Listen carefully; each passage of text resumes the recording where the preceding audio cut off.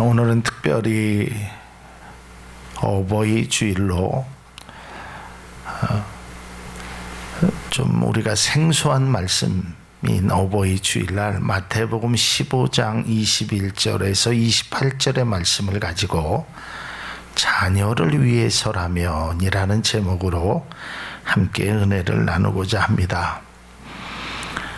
오늘은 우리를 낳으시고 길러주신 그 어버이의 은혜를 생각하며 감사하는 마음으로 어버이 주일을 지키게 됩니다.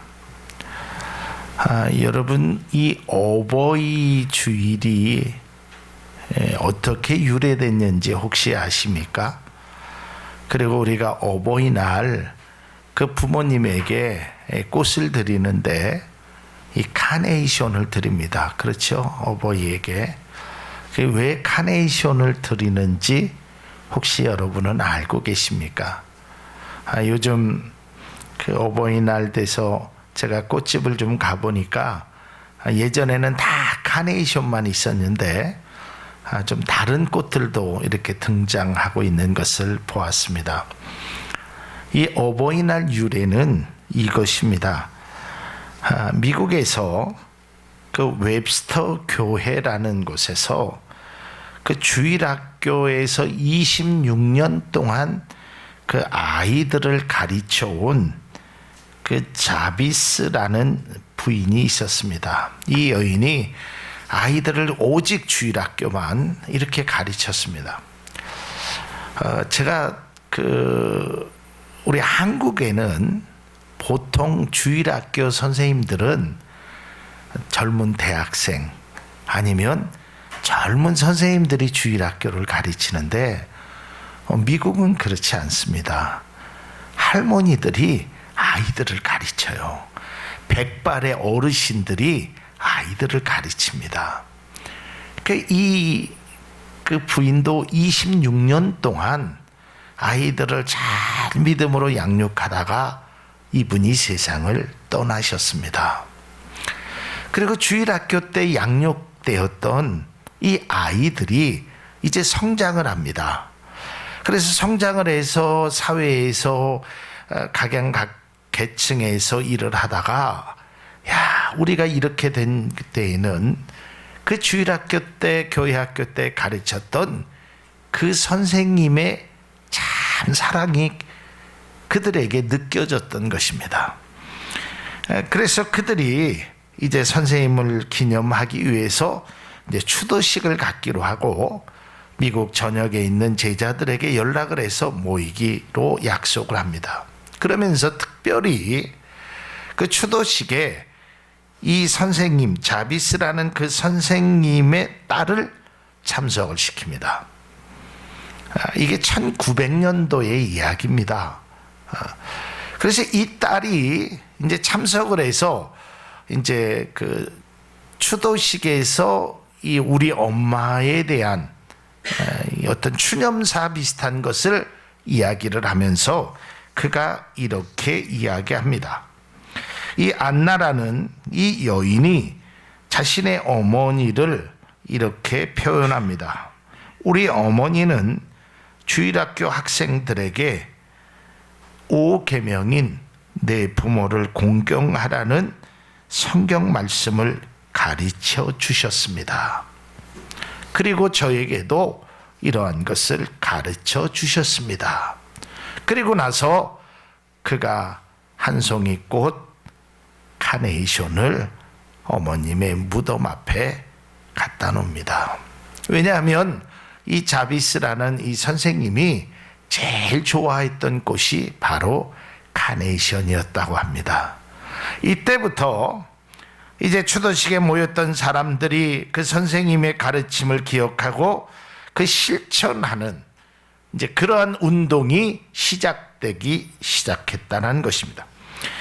그래서 추도식에 참석했던 많은 사람들이 이 날을 어머니의 사랑을 가르치는 날로 그 자리에서 결의를 하고 1914년도에 당시의 대통령이었던 미국의 윌슨 대통령도 부모님의 사랑을 아주 마음속에 간직하다가 결국은 나라에서 1914년도 5월 둘째 주일을 어버이날로 선포하게 되었다는 것입니다.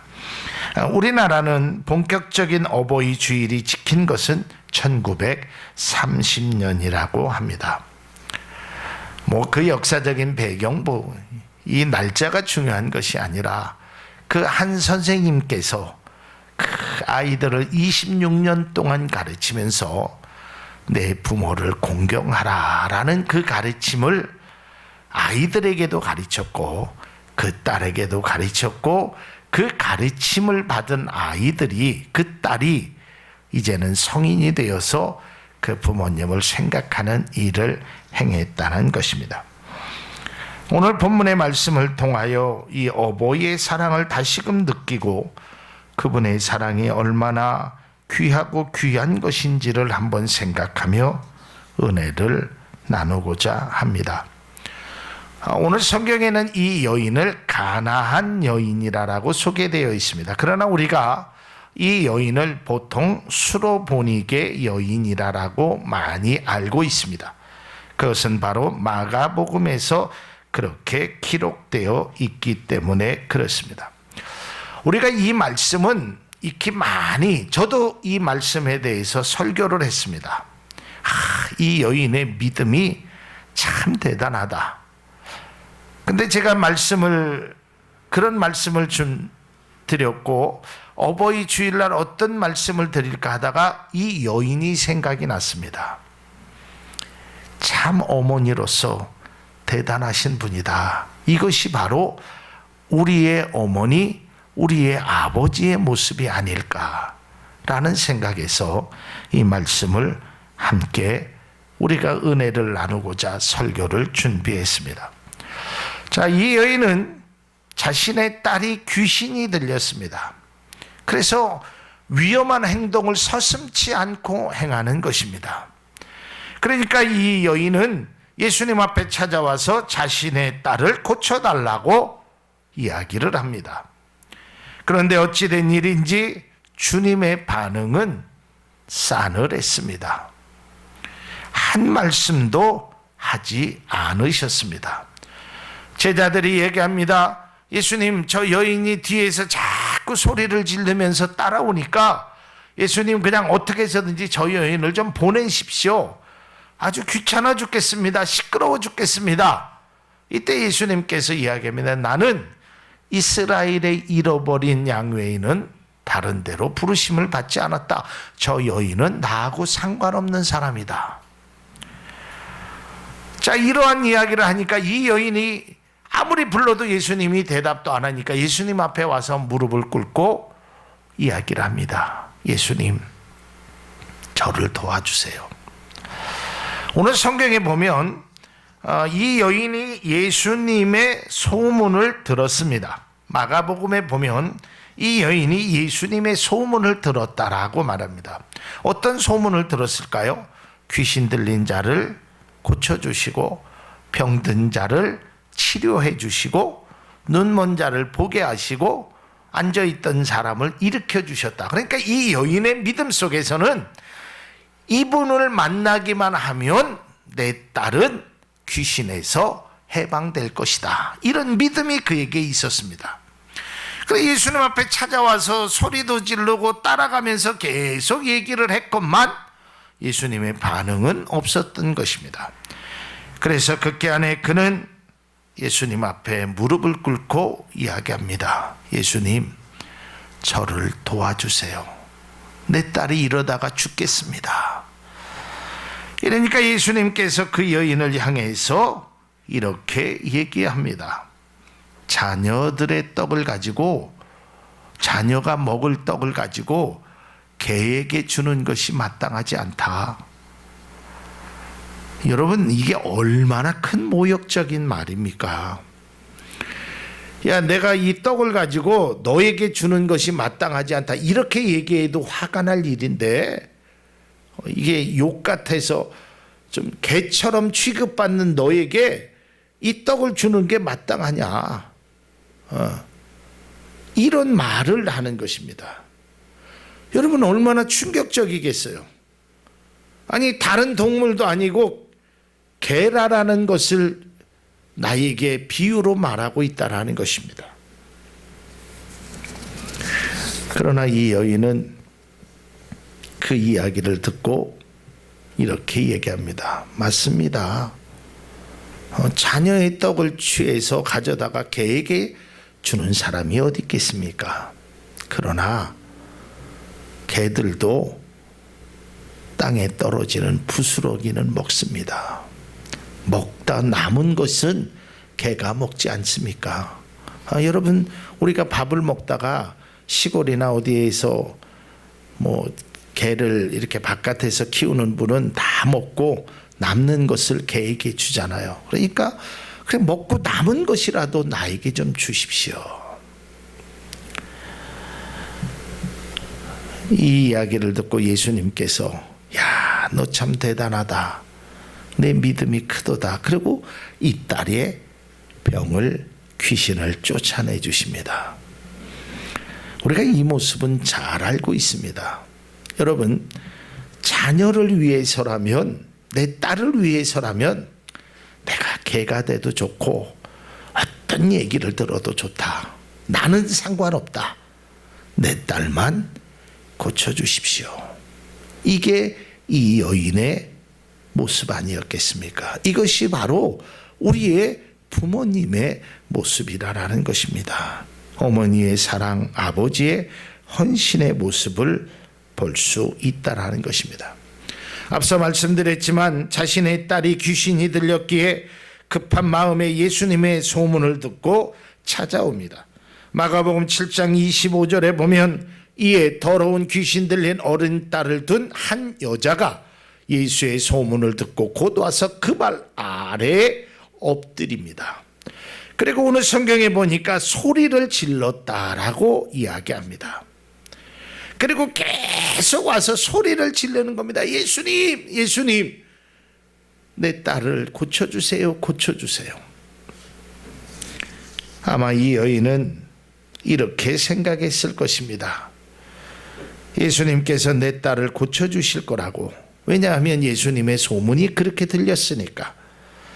하지만 생각하지도 못한 일이 그의 앞에 이루어졌습니다.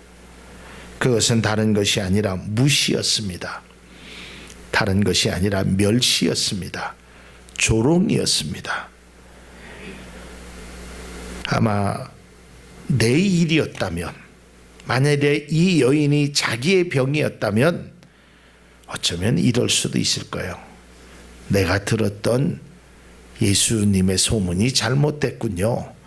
어떻게 당신이 나한테 개라고 얘기할 수 있겠습니까? 당신 잘 사시오 하고 돌아섰을지도 모릅니다. 아니면 큰 소리로 싸울 수도 있었을 것입니다. 그러나 이 여인은 더 간절한 모습을 보였습니다. 왜냐하면 자기의 사랑하는 딸을 생각했기 때문입니다. 여러분, 이것이 바로 우리 부모님들의 모습이 아닐까라는 생각을 가져봅니다. 그 여인은 개만도 못한 취급, 아니 그거보다도 더 나쁜 말을 들었을지라도 그 여인은 결코 포기하지 않았을 것입니다. 왜냐하면 자신의 딸을 사랑하기 때문입니다. 그 여인은 자신을 개 취급하는 것에 분노하거나 포기하지 않았습니다.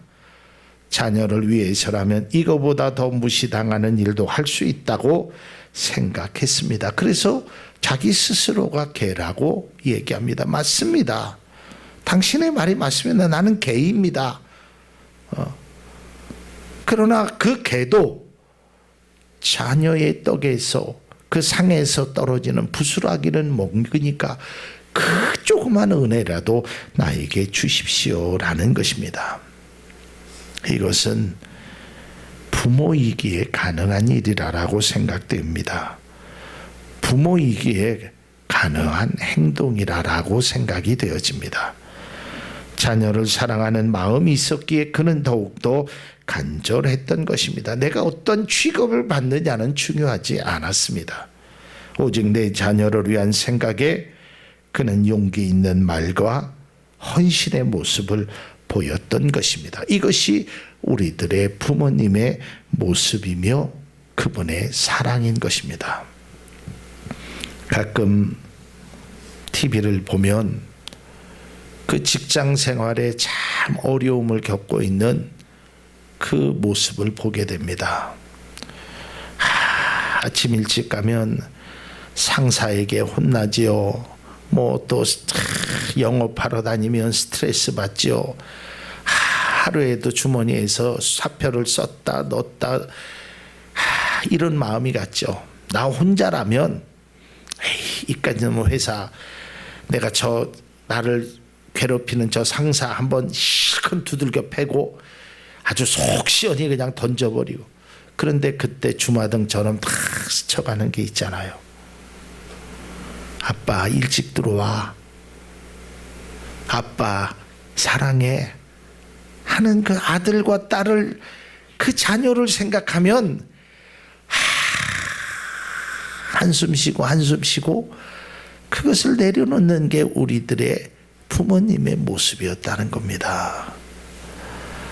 또 더 이전에 연세가 많이 드신 부모님들의 모습을 보면 그렇게 했다라는 거예요. 저희 아버님도 미국에서 한 50년 전에 미국 처음 갔을 때 그 고생한 이야기를 들어보면 참 마음이 아픕니다. 굉장히 고생을 많이 하셨대요. 그러면서 늘 그런 말씀을 하셨대요. 서울에는 아들 하나가 있습니다. 내 아들이 있습니다. 내가 나중에 돈 벌어서 그 아들을 꼭 미국으로 데려와야 됩니다. 늘 만나는 사람마다, 그러니까 그 힘들고 어렵게 하시면서 그 한국에 있는 그 아들 그게 뭐길래 그 아들 때문에 힘든 일도 참아내고 억울한 일도 그렇게 되는 것입니다. 또한 우리 장모님께서도 아주 어려운 집안에 그 6남매를 낳고 그 자녀들을 기른 모습을 보면, 그 남들 사과밭에서 사과 다 따고 나가면 그 떨어진 사과를 갖다가 다 주워서 그 썩은 거는 베어내서 그 자녀들을 옹기종기 앉아서 먹이고, 그 먹는 모습만 보면서 엄마는 단 한 조각의 사과도 먹지 않았다는 그분의 사랑이 바로 우리 어머니의 사랑이라는 것입니다. 자녀를 위해서라면 자신의 몸을 드러내는 것이 부끄럽지 않게 생각하는 것이 어머니의 모습입니다. 여러분, 어떤 여인이 사람이 많은 버스 안에서, 사람이 많은 버스 대합실에서 자기의 몸을 드러내는 사람이 어디 있겠습니까? 그런데 그 갓난아기가 앵앵하고 젖달라고 하면 사람이 그렇게 많아도 부끄러움 없이 자기의 가슴을 드러냈고 아이에게 젖을 먹이는 것이 우리의 어머니 아니겠습니까? 힘들고 어렵고 하루 종일 힘든 일, 농사일을 하고 집에 들어와서도 그 사랑하는 자녀들을 위해서 힘든 척, 아픈 척 하지 않는 것이 우리 아버지들의 모습 아니겠습니까? 자녀를 위해서라면 어떤 일이라도 하시는 것이 바로 우리 부모님의 모습인 것입니다. 이러한 부모님의 사랑과 헌신으로 지금 우리가 이러한 모습으로 살아갈 수 있다는 것을 결코 잊지 않으시길 바랍니다. 성경은 하나님은 자녀가 부모에게 어떻게 해야지는지에 대해서 계속적으로 말씀하고 있습니다. 우리가 잘 아는 말씀 4군데의 말씀을 제가 좀 찾아봤습니다. 첫 번째는 신명기 5장 16절의 말씀입니다. 너는 내 하나님 여호와께서 명령한 대로 내 부모를 공경하라. 부모를 공경하는 것은 하나님의 명령인 것입니다. 신명기 27장 16절에도 그의 부모를 경홀히 여기는 자는 저주를 받을 것이라 할 것이요 모든 백성은 아멘 할지라. 부모를 경홀히 여기면 저주를 받는다. 너희들은 믿어야 된다라는 것입니다. 아멘 하라라고 이야기하는 것입니다. 잠언 23장 25절에 내 부모를 즐겁게 하며 너를 낳은 어미를 기쁘게 하라. 이것이 바로 자녀의 모습인 것입니다. 또한 잠언 23장 22절에도 너를 낳은 아비에게 청종하고 내 늙은 어미를 경히 여기지 말지니라 라는 것입니다. 요즘 자녀들은 부모와 대화를 하는 시간이 극히 짧습니다. 어떤 통계를 제가 잠깐 보니까 자녀의, 물론 초등학생이겠죠, 자녀의 숙제를 봐주는 엄마가 하루에 3분이라고 합니다. 3분. 숙제 검사, 이렇게 숙제를 봐주는. 그리고 함께 사는 자녀와 이렇게 대화를 나누는 시간이요, 하루에 1시간도 안 될 겁니다. 저도 아이들하고 함께 살고 지금은 큰아이가 서울에 있고 그렇지만 어느 때는 분명히 같은 집에 사는데 하루 종일 한마디도 안 할 때가 있어요. 서로 만나는 시간도 다르고 서로 밥 먹는 시간도 달라서 그런 것들이 오늘날의 세태인 것입니다. 또 상황이 그렇기에 그럴 수 있다고 하지만 엄마하고 얘기하면, 아빠하고 얘기하면 세대 차이가 나. 우리의 관심하고 너무 달라. 이래서 아예 말문을 닫아버리고 오직 눈과 귀와 손은 핸드폰에 집중되어 있는 것이 오늘날 자녀들의 모습이 아닌가 이 말입니다. 제가 말씀을 준비하다가 참 마음에 와닿는 글이 하나 있어서 여러분에게 소개하고자 합니다. 어떤 그 노년의 어르신께서 그 아버지를 생각하면서 이렇게 글을 썼습니다. 내가 4살 때 우리 아버지는 전능하다고 생각했다. 우리 아버지는 못하시는 게 없다고 생각됐다. 내가 5살 때는 아버지는 모르는 것이 없구나라고 생각했었다. 그러나 내가 8살이 되면서 우리 아버지는 다 아는 게 아니구나, 모르는 것도 있구나라는 것을 생각했다. 12살이 되었을 때 우리 아버지는 아무것도 모르는구나, 그저 옛날 사람이구나라고 생각했다. 내가 20살 되던 때에 아버지는 너무 뒤떨어진 소리만 하는 잔소리꾼이라고만 생각을 했었다. 그런데 내가 40이 돼서 아버지께 여쭈어보면 좋았다는 생각을 가져봤다. 내가 나이 50이 되었을 때 우리 아버지라면 이럴 때 어떻게 하셨을까? 살아계셨으면 꼭 한번 여쭈어 보고 싶은데 라고 생각했고 그 잔소리가 오히려 그리워졌다. 그리고 이제 내가 나이가 60이 됐을 때 우리 아버지는 훌륭하셨다. 나보다 100배, 1000배 훨씬 훌륭하셨다. 지금 후회가 많다. 젊었을 때의 아버지의 그 소중한 지혜의 말씀을 좀 더 귀담아 들을 것을 하면서 뉘우쳤다. 어떤 그 노년의 이 아버님의 글에서 저의 모습을 바라보는 것 같았고 우리들의 자화상이 아닌가라는 생각도 가져봤습니다. 사랑하는 성도 여러분, 오늘 본문의 이 수로보니게 여인과 같이 우리 부모님들이 나를 위해서 헌신의 모습을 보여주셨던 것을 잊지 않으시길 바랍니다. 우리가 알지 못하고 보지 않았을 뿐이지 분명 우리 부모님들은 나를 위해서라면 어떠한 일도 마다하지 아니하시고 어떠한 취급도 마다하시지 아니고 자녀를 위한 거라면 뭐든지 행하셨다라는 것입니다. 저는 오늘 본문의 말씀을 묵상하면서 오늘 성경 결론이 이렇게 납니다. 여자여 내 믿음이 크도다 내 소원대로 되리라 하시니 그때로부터 그의 딸이 나았다 그랬어요. 자, 어머니와 함께 있지 않았습니다. 딸은. 근데 갑자기 아이가 귀신이 나간 겁니다. 이 아이는 멀쩡하게 됐습니다. 과연 이 아이가 왜 낳는지 알았을까요? 엄마가 와서 야, 내가 네 병 날려고 내가 개취급 받았어. 내가 얼마나 힘들었는지 알아? 그런 얘기를 하셨을까요? 아니에요. 그 아이가 낳았다고 기분 좋아했을 때 그저 엄마는 축하해주고 잘했다 잘했다 하면서 한편으로 눈물을 하시는 것이 우리의 부모님의 모습이 아닐까라는 생각을 가져봅니다.